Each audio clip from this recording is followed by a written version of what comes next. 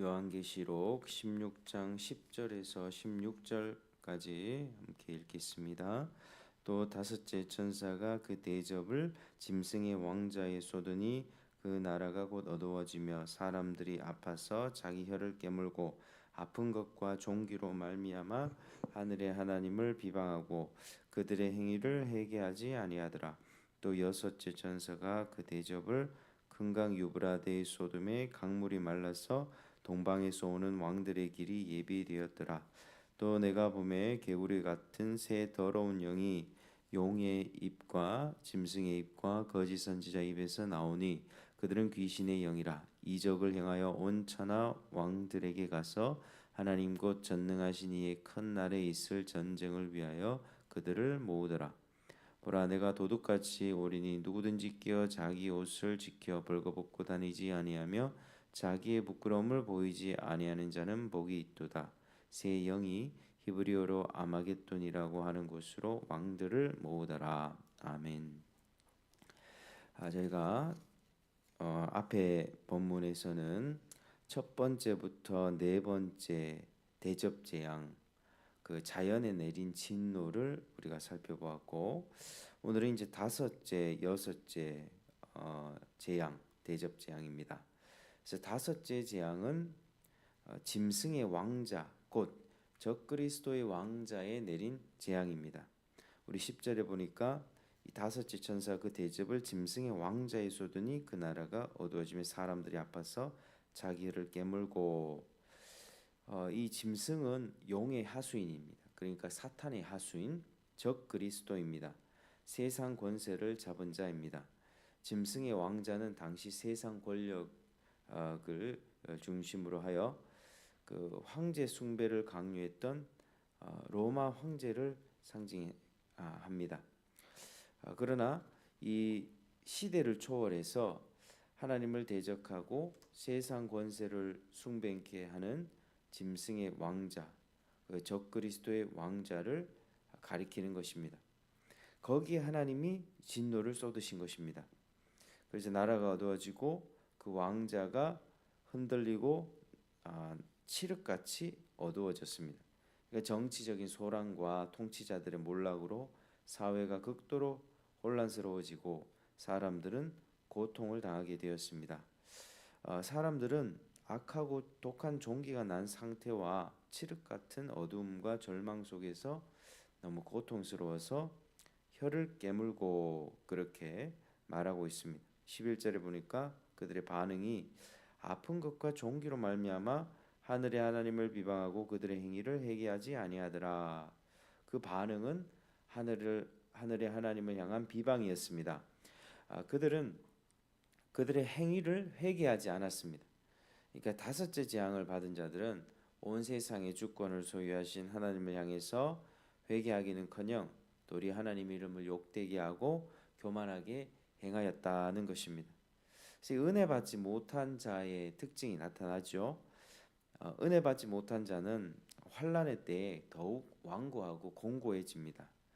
출애굽기의 바로와 비슷합니다. 계속 하나님의 재앙을 당하면 당할수록 그 마음을 겸손케 하지 않고 완고해 하나님과 계속해서 대적해서 싸우려고 하죠. 그게 바로 이 다섯째 대접 재앙을 받은 사람들의 반응이었습니다.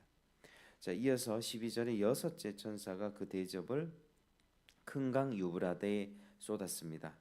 그때 강물이 말라버렸고 동방에서 오는 왕들의 길이 예비되었습니다. 그러니까 유브라데 강은 언약의 백성들을 파괴하고 압제하기 위해서 군대가 침입하던 곳이었습니다. 그러니까 강이 말랐으니 이제 길이 더 좋아진 거죠. 원수들이 강을 건너서 기습적으로 침략할 수 있는 길이 열리게 되었습니다. 그러니까 동방에서 오는 왕들은 세상의 그 종말에 있을 악의 세력을 가리킵니다.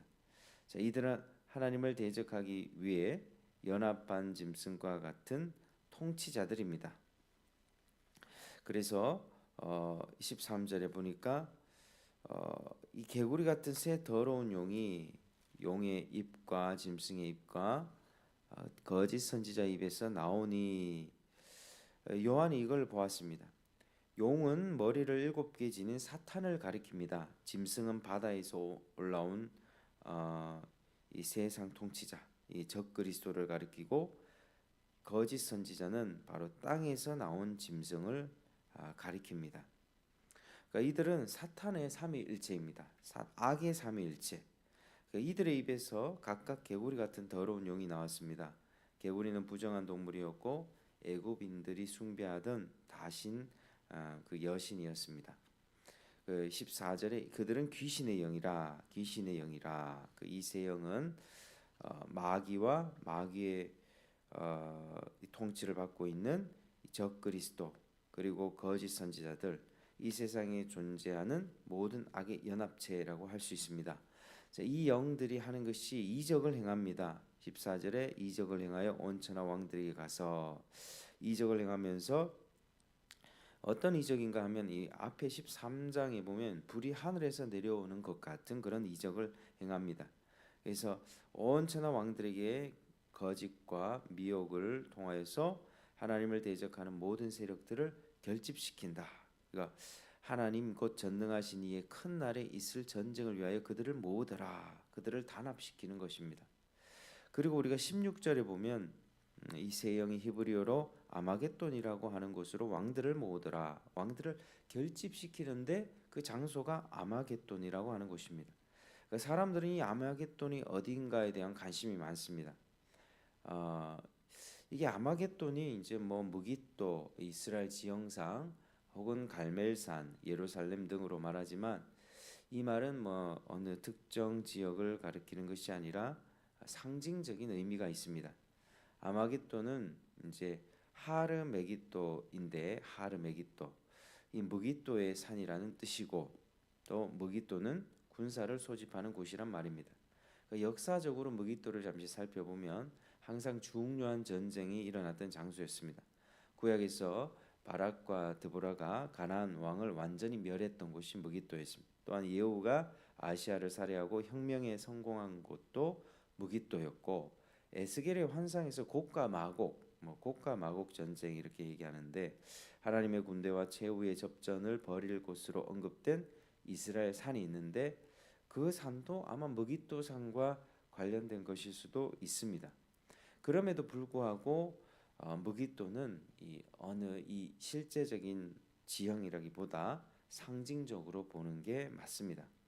그러면 이 아마겟돈을 단순히 무깃도의 산과 관련시켜 해석하는 것보다 아마겟돈 그 자체가 종말에 이 세상 모든 왕들을 집결하는 곳으로 상징된 그 예루살렘 성 밖의 어떤 최후 격전지에 대한 것이다. 이렇게 보는 게 적절합니다.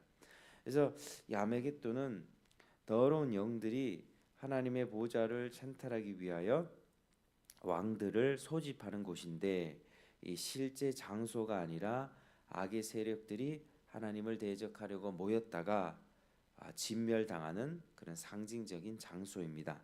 그곳이 정확히 어디든지 간에 모든 악의 세력은 이 마지막 때에 하나님의 힘과 능력에 대해서 이 대항을 하고 싸우려고 결집을 하겠지만 결국에는 멸망을 당하게 된다는 것입니다.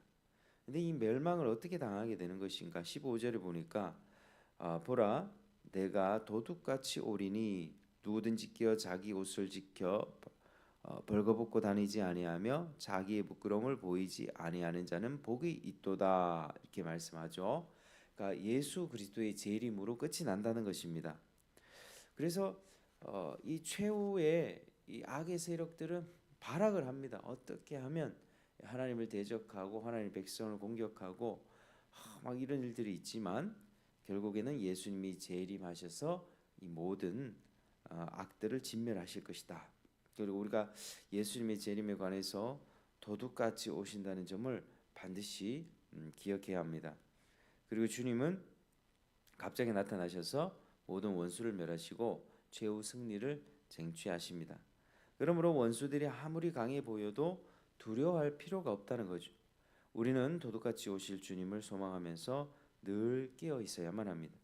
마태복음 25장 13절 그런즉 깨어 있으라 너희는 그날과 그때를 알지 못하느니라. 베드로전서 5장 8절 근신하라 깨어라 너희 대적 마귀가 우는 사자같이 두루다니며 삼킬 자를 찾나니. 우리는 지금 마지막 때 그러니까 말세의 지말을 살고 있습니다. 그 말세에 우리가 가장 경계해야 할 사람들은 바로 이적을 행한다고 하는 사람들입니다. 더러운 영들이 나와서 이적을 행하며 미혹할 때 우리는 미혹되지 않아야만 합니다. 우리가 계시록에 쭉 살펴봤지만 사탄의 삼위일체가 어떻게 역사하는가? 사탄의 삼위일체 일단 용이 사탄입니다. 용이 그리고 바다에서 나온 짐승의 권세를 줍니다. 이것은 세상 통치자죠. 적 그리스도입니다. 적 그리스도. 그러니까 어떤 이 우리가 살아갈 때 하나님을 대적하고 하나님같이 행세하는 그 세상의 어떤 강력한 통치자, 그러니까 전 세계를 아우를 수 있을 만큼의 어떤 강력한 통치자가 일어나게 됩니다. 그게 적 그리스도입니다.